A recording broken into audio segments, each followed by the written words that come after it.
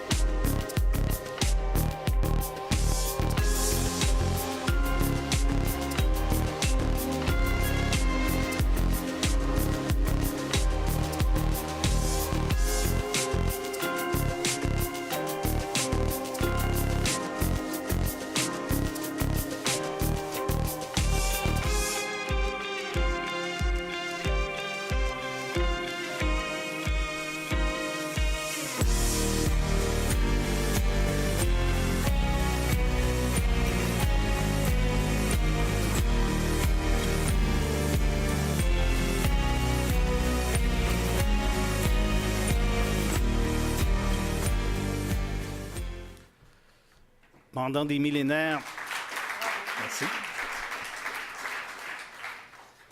Pendant des millénaires, les gens se sont rassemblés autour de feux de camp pour se partager des histoires, pour partager des légendes.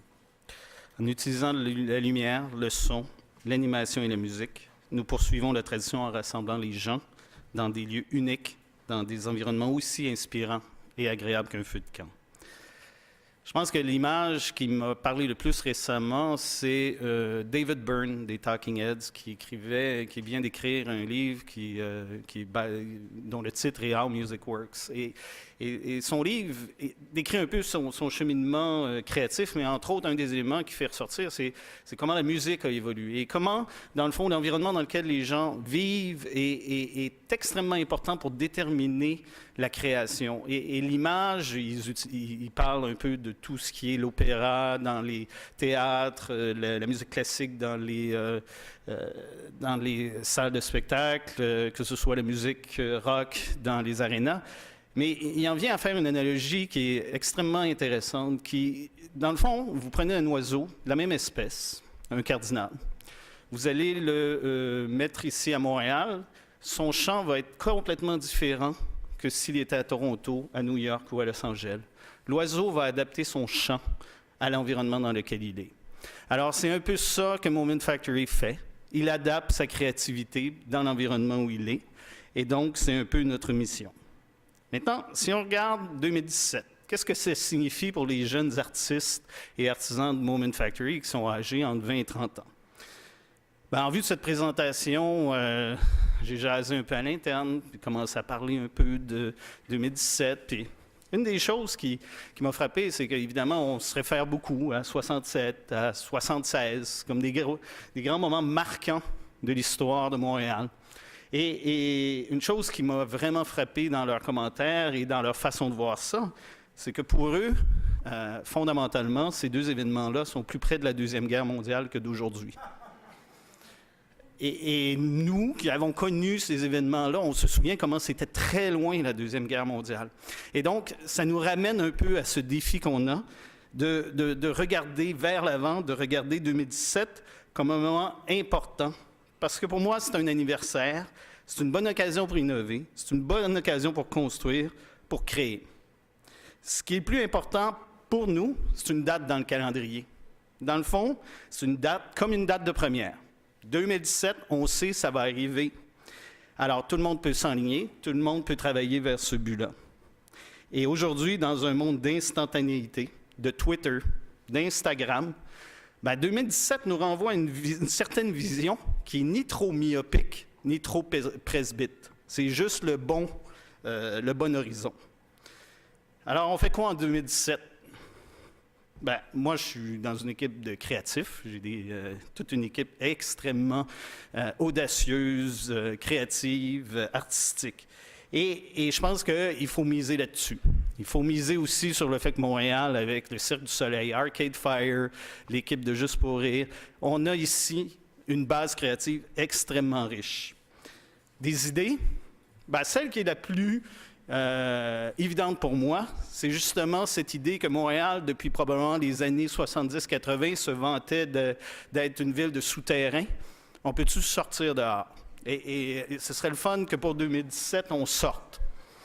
Et dans le fond, l'idée ici, c'est de déterrer des choses, dépoussiérer le passé, faire un petit ménage dans notre patrimoine. J'ai 3 exemples pour souligner 3 anniversaires qui arrivent cette année-là. Pour les 50 ans de l'Expo, il y a la biosphère. Témoin d'un des plus grands moments de l'histoire de Montréal, qui est depuis un peu délaissé. Qu'est-ce qu'on devrait faire avec la biosphère? Les photos de Montréal, moi, quand j'ai grandi, la biosphère est au cœur de sa signature. Pour le 150e anniversaire du Canada, vous savez probablement que les vestiges du premier Parlement du Canada sont ici à Montréal. Les vestiges sont toujours enfouis sur la rue McGill. Alors, le musée Pointe-à-Calière a un grand projet qui est de faire ressortir ces vestiges-là. Alors, allons-y. Puis finalement, pour le 375e de Montréal, moi, je pense au silo, le silo numéro 5, qui est un témoin extrêmement imposant de l'histoire de Montréal, qui est situé à un endroit stratégique où, qui est dans le fond ce lien avec l'Europe, ce lien avec l'Amérique. Alors pour moi, il faut trouver une solution sur cette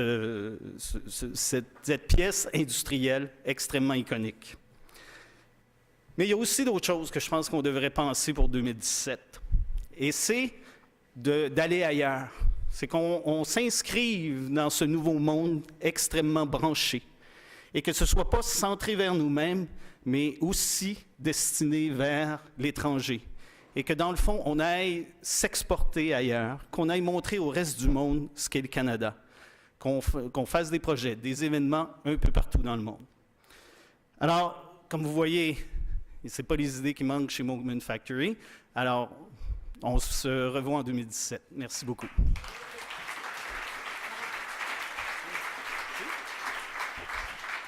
On peut voir un peu dans la vidéo la technologie d'aujourd'hui, mais je me demande d'ici 2017, comment la technologie va se transformer et comment ça deviendra de plus en plus interactif. Je ne sais pas si vous avez un boule de cristal ou vous pouvez consulter. J'ai pas de boule de cristal, mais ce que je peux dire essentiellement, c'est que Moment Factory n'a jamais voulu s'attacher à une technologie. Et ce sur quoi les équipes travaillent actuellement, c'est sur la participation du public. Dans le fond, on voit les gens avec leur téléphone intelligent comme si c'était un joystick, une manette de jeu vidéo, et qu'avec la manette, ils peuvent transformer l'environnement. Vous avez vu ce qu'on a fait à Union Station à Toronto avec l'arbre de Noël.